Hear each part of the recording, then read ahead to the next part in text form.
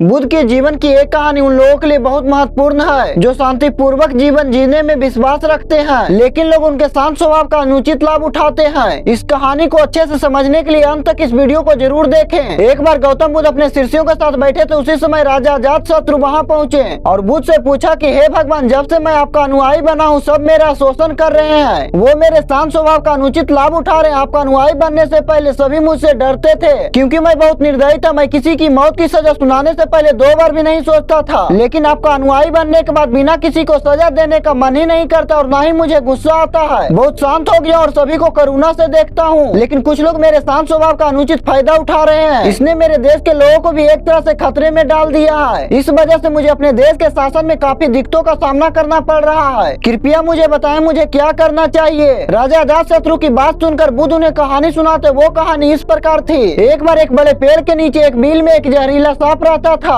तो पेड़ गांव के पास एक खेत के कोने में था। वो सब जरा से उसकाने पर भी लोगों पर हमला कर देता था और उसके जहरीले डंक के कारण कई लोगों की मौत हो गई थी। सांप के डर के कारण लोग उस पेड़ के पास जाने से भी डरते थे। फिर एक दिन एक साधु उस गांव से गुजर रहा था। उसने उस खूबसूरत पेड़ को देखा। आगे बढ़ने से पहले उसने उस पेड़ की छाया के नीचे ध्यान करने का फैसला किया। कुछ गाँव के लोग जो अपनी गाँव को घर वापस ले जा रहा था, उन्होंने साधु को देखा और उसे सांप के बारे में चेतावनी दी। उन्होंने उसे बताया कि ये सांप इतना खतरनाक है कि जो भी उसके पास जाता है उसे काट लेता है। साधु मुस्कुरा और पेड़ की ओर बढ़ता रहा। गांव वाले वहां से चले गए। जैसे ही साधु ध्यान करने के लिए बैठा, सांप गुस्से से अपने बिल से बाहर आया और साधु को काटने के लिए तैयार हो गया। साधु ने सांप की आंखों में देखकर एक मंत्र पढ़ा और अचानक सांप ने साधु से बातचीत करना शुरू कर दी। सांप ने साधु से कहा, क्या तुम मुझसे नहीं डरते? क्या तुम्हें नहीं पता कि यह मेरा इलाका है और कोई भी यहाँ आने की हिम्मत नहीं करता? साधु ने करुणा के साथ कहा, मेरे मित्र, इसमें डरने का क्या बात है? मैं किसी भी चीज से नहीं डरता। मैं मृत्यु से भी नहीं डरता, ना ही मैं जीने की इच्छा रखता हूँ। फिर भी मैं तुमसे क्यों डरूं? असल में तुम डरते हो कोई तुम्हें मार ना दे, इसलिए तुम दूसरों को काटते हो। साधु की ये बात सुनकर सांप हैरान रह गया। अब तक उसकी मुलाकात सिर्फ ऐसे लोगों से हुई थी जिन्होंने उसे मारने की कोशिश की थी या जो उसके डर से भाग जाते थे, लेकिन वह कभी किसी ऐसे व्यक्ति से नहीं मिला था जो उससे नहीं डरता है। ये सुनकर सांप साधु के पैरों में गिर गया और बोला, हे प्रभु, आप सही कह रहे हैं। मैंने आज तक जो भी किया है वह अपनी जान बचाने के लिए ही किया है। अगर मैं ऐसा नहीं करता तो लोग मुझे मार देते। साधु ने कहा, तुम ठीक कह रहे हो, लेकिन मेरे दोस्त एक बात हमेशा याद रखना, जीवन एक दिन खत्म हो जाएगा, इसीलिए इसे बचाने के लिए दूसरों को मारना उचित नहीं है। अपने जीवन की इस मोह को छोड़ दो, दूसरों के साथ प्रेम करो। इतना कहकर साधु वहाँ से चला गया। साधु की बात से सांप बहुत प्रभावित हुआ। उसने तय किया कि आज से वो किसी को नहीं काटेगा। वो अपने गुस्से वाले स्वभाव को छोड़ देता और दूसरों को काटना बंद कर देता है। लेकिन इसका नतीजा उल्टा निकला। जब लोगों ने देखा कि सांप दूसरों को काटना बंद कर दिया है तो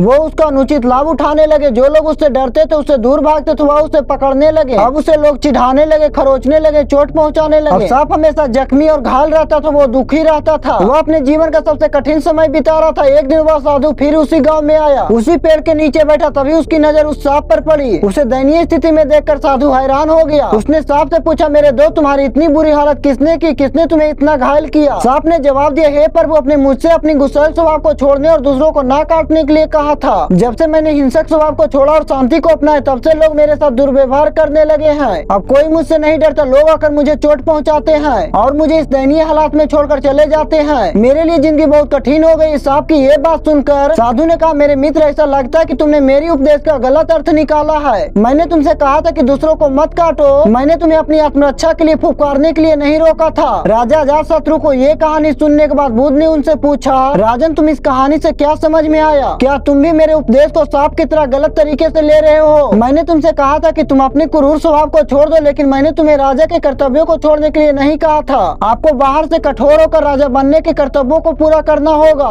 ताकि आप अपने राज में सभी को अनुशासित कर सकें। आपको कठोर होकर अपने राज में न्याय की प्रक्रिया को बनाए रखना होगा ताकि लोग आपके राज में शांति से रह सके, उन्हें किसी भी तरह का सुरक्षा महसूस ना हो। इसीलिए आपको अंदर से साधु की तरह, बाहर से राजा की तरह शासन करना होगा। अगर हम अपने आसपास की दुनिया को देखें तो हम पाएंगे कि अक्सर अच्छे लोगों के साथ ऐसा ही होता है। लोग अक्सर भले की भलाई की अनुचित फायदा उठाने की कोशिश करते हैं और इसीलिए जो लोग अच्छे होते हैं उन्हें अपने जीवन में कई मुश्किलों का सामना करना पड़ता है। ऐसे अच्छे लोग की बुद्ध की इस कहानी से जरूर सीखना चाहिए। उन्हें समझना चाहिए कि कभी कभी लोग आपकी अच्छाई बुराई का गलत फायदा उठाने लगते हैं। ऐसे लोगों को अपनी सीमा में रखने के लिए आपको परिस्थिति के अनुसार व्यवहार करना चाहिए। अगर आपको चीजों को अनुशासन में रखने के लिए गुस्सा करना पड़े तो करना चाहिए। आप इसे अपने मन की आंतरिक शांति को भंग किए बिना कर सकते हैं। बिल्कुल एक अभिनेता की तरह जो नाटक में गुस्से होने का अभिनय करता है लेकिन अंदर से गुस्सा नहीं होता, क्योंकि वह जानता कि सिर्फ एक नाटक का हिस्सा है। इस तरह चीजों को काबू में रखने के लिए आपको इस दुनिया में चतुराई से व्यवहार करना होगा। यही जीने की कला। अगर हम इस कला को सीख लेते हैं तो आपको एक सफल और शांतिपूर्वक जीवन जीने से कोई नहीं रोक सकता।